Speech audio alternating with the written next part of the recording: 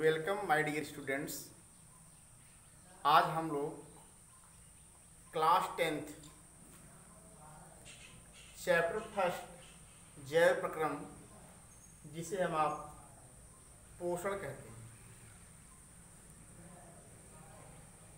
इसका पार्ट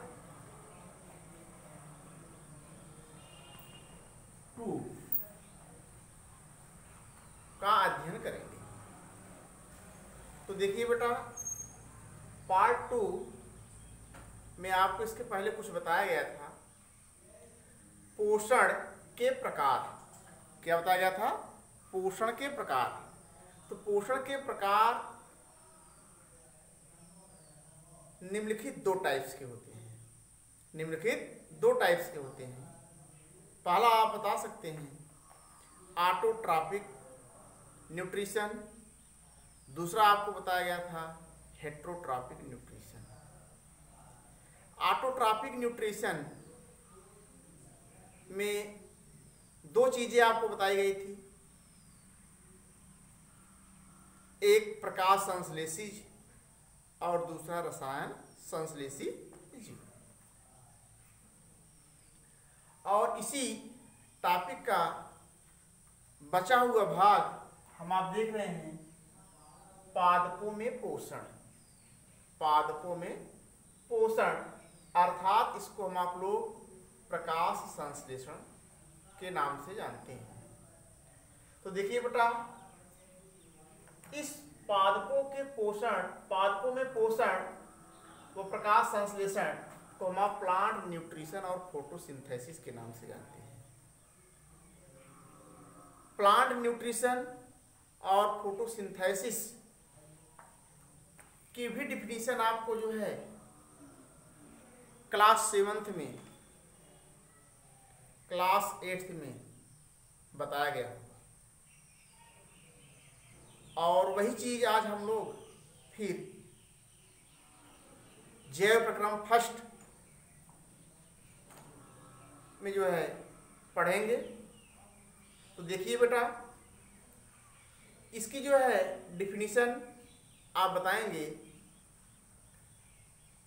कि प्रकाश संश्लेषण वह जैव रासायनिक प्रक्रिया है जिसमें हरे पौधों के हरे भाग में उपस्थित क्लोरोफिल सौर ऊर्जा ग्रहण करके वायु से ली गई कार्बन डाइऑक्साइड मृदा से जल अवशोषित करके स्वयं भोजन का निर्माण करते हैं और ऑक्सीजन सह उत्पाद के रूप में निष्कासित करते हैं। यह जो डिफिनीशन है, यह एनसीईआरटी पैटर्न के आधार पर आपको बताया गया है। और बोर्ड की परीक्षाओं में अगर प्रकाश संश्लेषण की डिफिनीशन पूछता है, आपको यही डिफिनीशन देना होगा, क्योंकि पिछली कक्षाओं में आपको जो है बहुत शार्ट डिफिनीशन बताई गई होगी, छोटी डिफिनीशन बताई गई होगी। जैसे आप बता सकते हैं, in which green plants make their own food. In which green plants make their own food. सभी हरे पेड़ पौधे सूर्य के प्रकाश की उपस्थिति में अपने भोजन का निर्माण स्वयं करते हैं। इसलिए यह जो प्रक्रिया है उसे हम आप लोग प्रकाश संश्लेषण कहते हैं।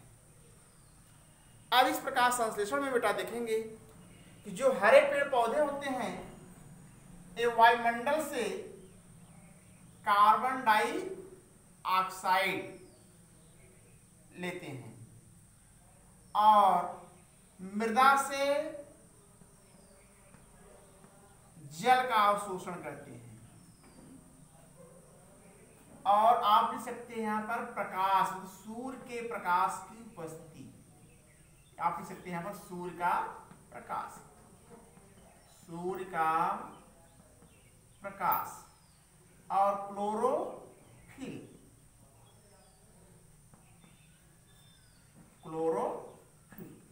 जो क्लोरोफिल होता है, यह पौधे के हरे भागों में पाया जाता है और सूर्य का प्रकाश।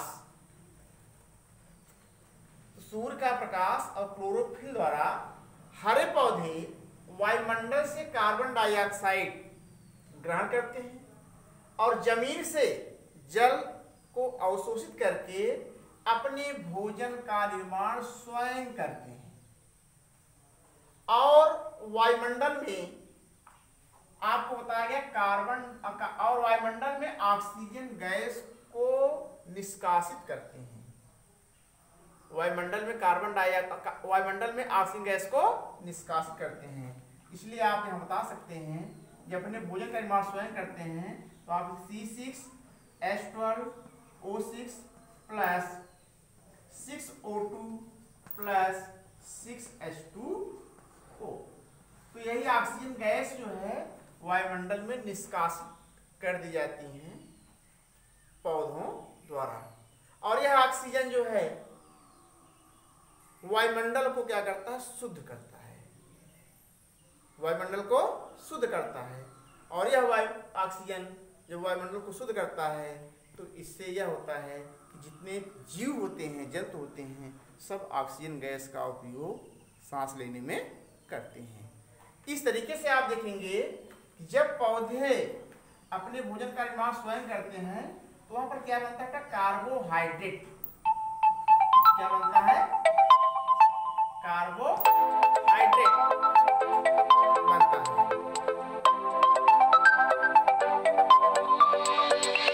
कार्बोहाइड्रेट बनता है और कार्बोहाइड्रेट ये पौधों द्वारा जो है तुरंत उपयोग में नहीं लाया जाता है और इस कार्बोहाइड्रेट का परिवर्तन स्टार्च के रूप में हो जाता है और पौधों में यह संचित हो जाता है। इसलिए आप यहां बता सकते हैं पौधे भोजन का संग्रह स्टार्च के रूप में अर्थात मंड के रूप में करते हैं। स्टार्च के रूप में या मंड के रूप में करते हैं। तो यह आप बता सकते हैं प्रकाश संश्लेषण की डिफिनीशन। एक बार और आप देख सकते हैं प्रकाश संश्लेषण की डिफिनीशन।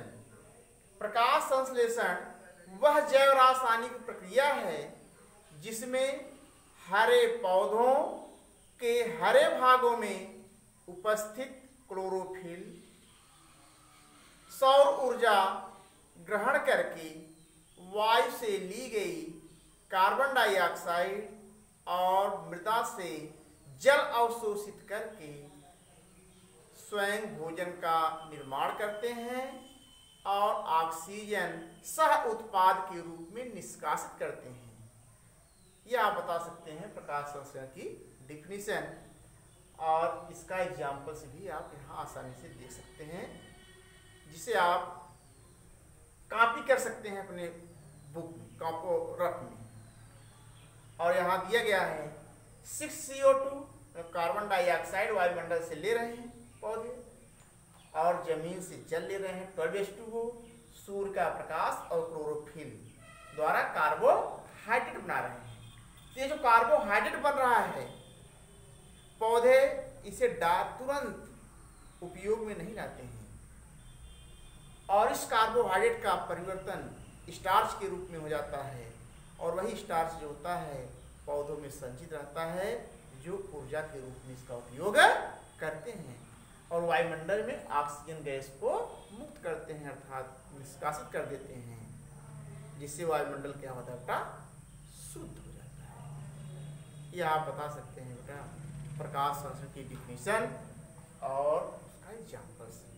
और यह जो डिफिनीशन है यह वेरी मोस्ट इम्पॉर्टेंट है। वेरी मोस्ट इम्पॉर्टेंस है जो बोर्ड की परीक्षाओं में पूछा जाता है और डिफिनीशन लिख करके इसका एग्जाम्पल्स आप लिख देंगे। इसके बाद आप देखेंगे प्रकाश संश्लेषण का कार्यस्थल site of photosynthesis. Site of photosynthesis, site of photosynthesis में आप बता सकते हैं कि पौधों में प्रकाश संश्लेषण का स्थल क्या है, स्थान क्या है। आपको पहले ही बताया जा चुका है हरे पौधों के हरे भाग में क्लोरोफिल उपस्थित रहता है। क्लोरोफिल उपस्थित रहता है और वह जो क्लोरोफिल होता है प्रकाश संश्लेषण का कार्य स्थल होता है। क्लोरोफिल आप बता सकते हैं यह क्या है? प्रकाश संश्लेषण का कार्य स्थल, जो पौधे के पत्तियों के मध्योतक मेसोफिल भाग में उपस्थित रहता है। इसके बाद आप देखेंगे पत्ती की बाह्य संरचना, external structure of leaf. External structure of leaf, जो पौधे की पत्ती की बाह्य संरचना होती है, इसके निम्नलिखित कितने भाग होते हैं? 4 भाग होते हैं। कितने भाग होते हैं? 4 भाग। एक आप बता सकते हैं पर्णाधार, दूसरा आप बता सकते हैं पर्णफलक, तीसरा बता सकते हैं शिराएं, चौथा बता सकते हैं पर्णवृंत। ये 4 भाग आप बता सकते हैं पौधे की पत्ती की बाह्य संरचना। पौधे की पत्ती की बाह्य संरचना आप 4 भाग बता सकते हैं: पर्णाधार, पर्णफलक, शिराएं, पर्णवृंत। पर्णाधार को आप लीफ बेस के नाम से जानते हैं। किस नाम से? लीफ बेस के नाम से जानते हैं। जो पर्णफलक होता है इसको हम आप लैमिना कहते हैं। क्या कहते हैं? लैमिना कहते हैं। जो शिराएं हैं इसको हम आप लोग क्या कह सकते हैं? वेन। पर्णवृंत को आप क्या कह सकते हैं? पेटियोल। क्या कहेंगे इसको? पेटियोल कहेंगे। अब देखिए सामान्य सी एक पत्ती की संरचना यहां पर बनाया गया है। तो बेटा देखिए पत्ती का जो पर्णाधार होता है, पत्ती का जो पर्णाधार होता है, पत्तियां तने से पर्णाधार द्वारा लगी होती हैं। पत्तियां तने से पर्णाधार, पर्णाधार पर्ण आधार, इसको क्या कहते हैं? पर्ण आधार। तो पत्ती का आधार आप बता सकते हैं तना। क्या सकता है? तना हो सकता है, जिसे हम आप लोग कह सकते हैं लीफ बेस कहेंगे। क्या कहेंगे इसको? Leaf base.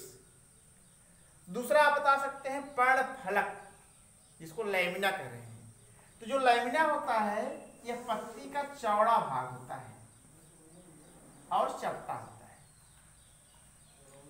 पत्ती का चौड़ा चपटा भाग ही क्या कहलाता है? पर्णफलक कहलाता है। और इस पर्णफलक में देखेंगे जो पर्णाधार होता है इसको आप लीफ बेस कहते हैं। इस लीफ बेस से क्या होता है?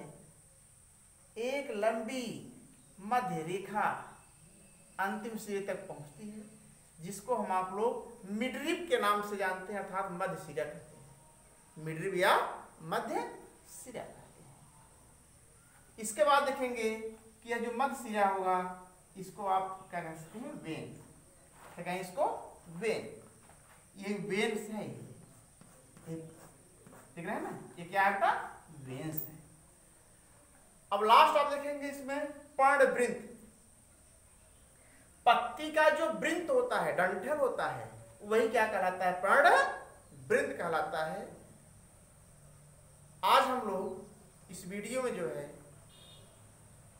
पार्ट 2 का बचा हुआ भाग पत्ती की बाह्य संरचना तक ही अध्ययन करेंगे। इसके बाद अगला वीडियो कल आपको जो है प्रोवाइड करेंगे। धन्यवाद।